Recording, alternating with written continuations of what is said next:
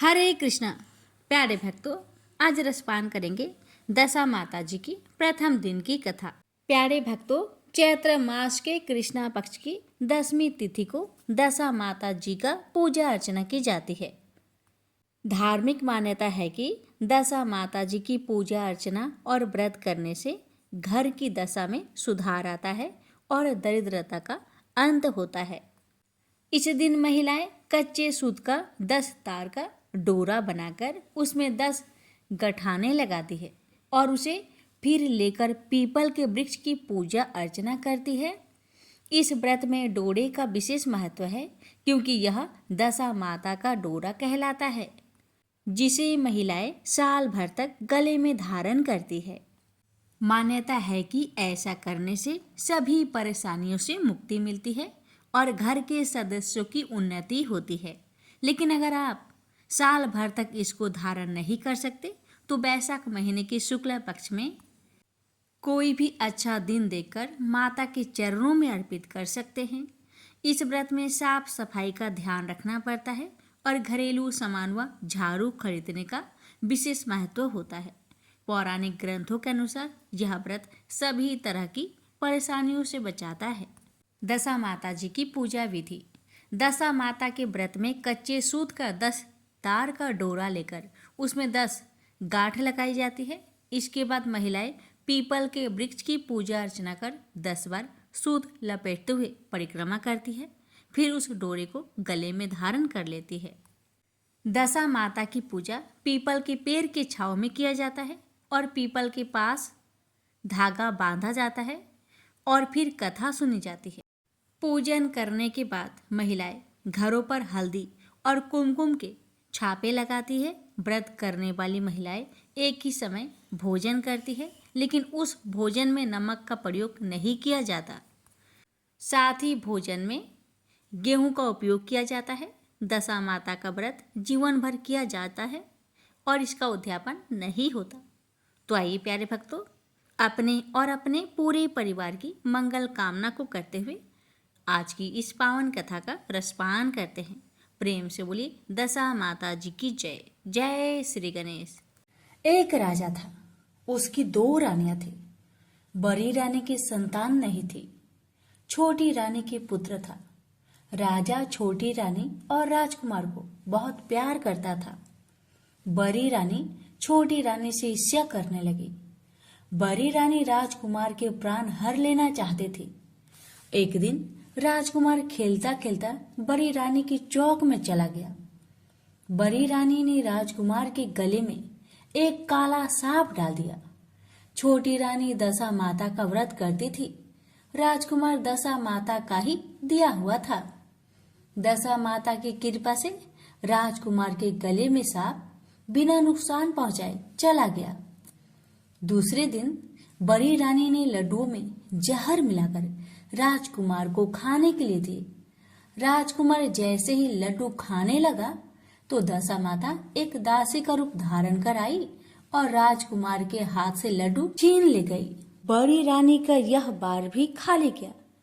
रानी को बड़ी चिंता हुई कि किसी भी तरह से राजकुमार को मारना है। तीसरे दिन जब राजकुमार फिर बड़ी रानी के आंगन में खेलने गया तो रानी ने उसे पकड़कर गहरे कुएं में ढकेल दिया। चूंकि कुआं बड़ी रानी के आंगन में बना था, इसलिए किसी को भी पता नहीं चला कि राजकुमार कहाँ गया। लेकिन जैसे ही बड़ी रानी ने राजकुमार को कुएं में ढकेला तो दशा माता ने उसे बीच में ही रोक लिया। घर दोपहर हो जाने पर राजकुमार के न लौटने पर राजा व छोटी रानी को चिंता सताने लगी। दशा माता को भी इस बात की चिंता हुई, राजकुमार को उसके माता पिता के पास किस प्रकार पहुंचाया जाए। राजकुमार को तलाश करने वाले कर्मचारी निराश होकर बैठ गए। राजा व छोटी रानी पुत्र शोक में रोने लगे। तब दशा माता ने भिखारी का रूप धारण किया और राजकुमार को गले से लगाया राजद्वार पर पहुंची।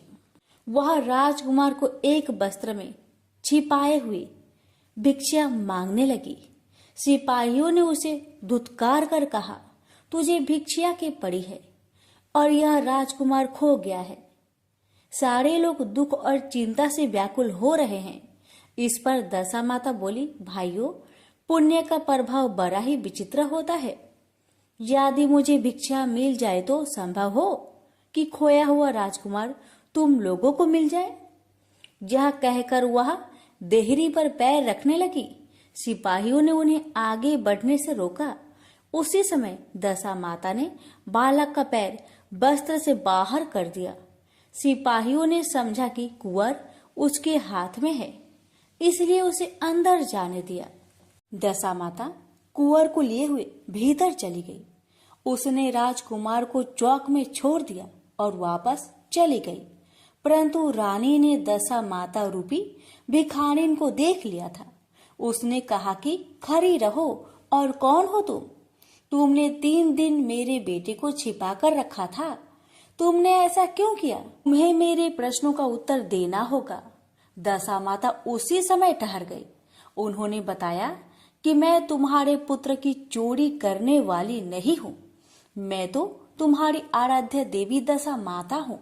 मैं तुम्हें सचेत करने आई हूँ कि बड़ी रानी तुमसे ईर्ष्या रखती है। वह तुम्हारे पुत्र के प्राण हर लेना चाहती है।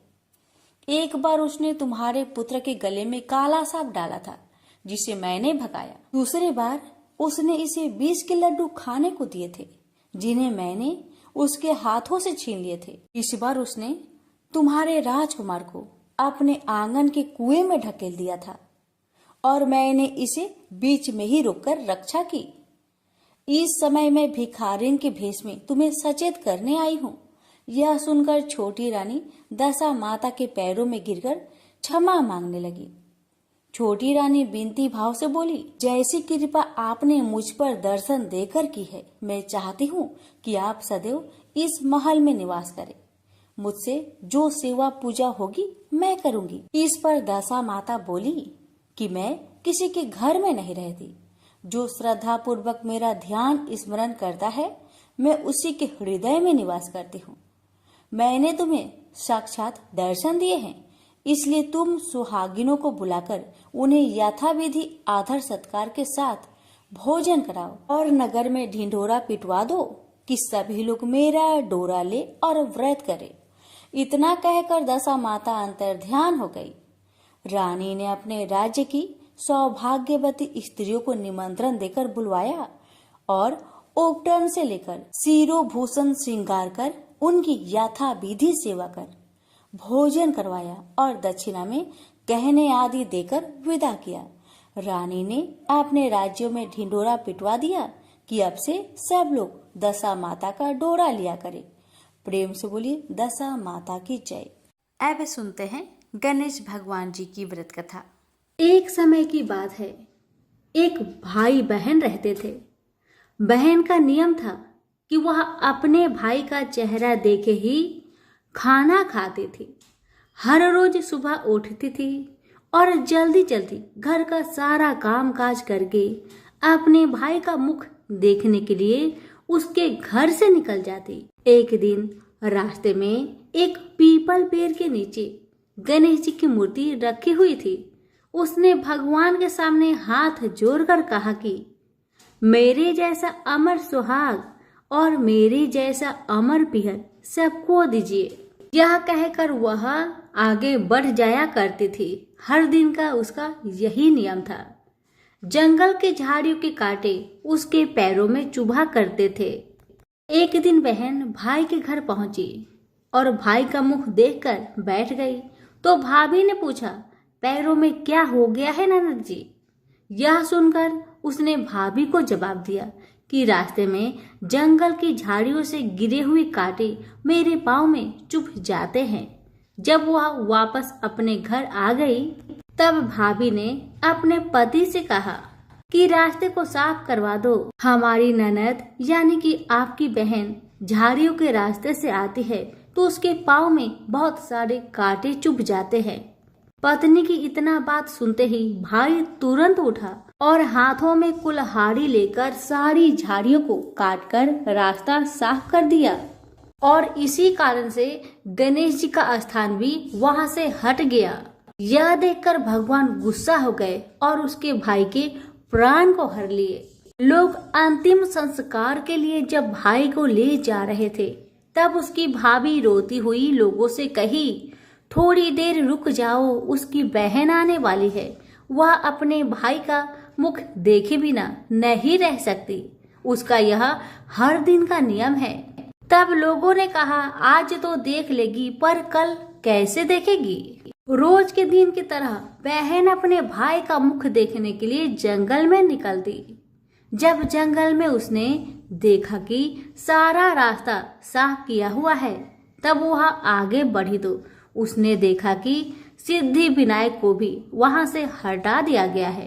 तब उसने जाने से पहले गणेश जी को एक अच्छे स्थान पर रखकर उन्हें स्थान दिया और हाथ जोड़कर बोली, हे गणेश महाराज, मेरे जैसा अमर सुहाग और मेरे जैसा अमर पिहर सबको देना। और फिर इतना कहकर आगे निकल गई। लड़की की बात सुनकर भगवान गणेश सोच में पड़ गए, अगर मैं इसका नहीं सुना तो मुझे कौन मानेगा, हमें कौन पूजेगा। तब सिद्धि विनायक ने उसे पीछे से आवाज दिया कि बेटी, इस खेजड़ी की 7 पत्तियां ले जा और उसे कच्चे दूध में घोलकर भाई के ऊपर छींटा मार देना, वह उठकर बैठ जाएगा।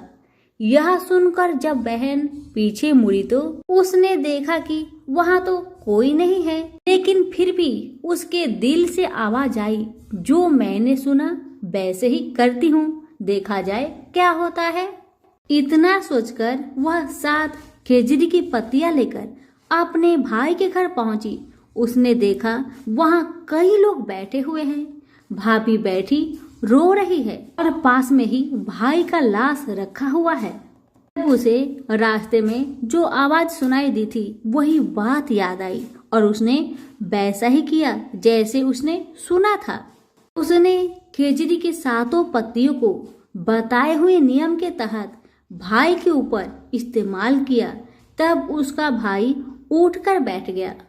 भाई बोला बहन से, मुझे तो बहुत ही गहरी नींद आ गई थी। तब बहन बोली, यह नींद किसी दुश्मन को भी ना आए, और उसने सारी बात अपने भाई को बता दी। हे गणेश महाराज, जैसे आपने उस बहन की सुनी, वैसे ही कहानी कहने वाले, हुक्कारे भरने वाले सभी की परिवार की सुनना और सभी के परिवार की रक्षा करना। सभी प्रेम से बोलिए गणेश महाराज की जय हो। धन्यवाद। अब सुनिए हर व्रत कथा के साथ सुनी जाने वाली लोभिया जी की कहानी। एक लोभिया था, कठोर तपस्या करता था, एक पांव पर खड़ा होकर कठिन तप करता था। उसने भगवान को प्रसन्न करने के लिए कठोर तप किया। उसके शरीर पर चिड़िया ने घोंसला भी बना लिया। तपस्या करते 12 वर्ष हो गए। भगवान ने सोचा, इसको इतना समय हो गया, अब इसकी परीक्षा लेनी चाहिए।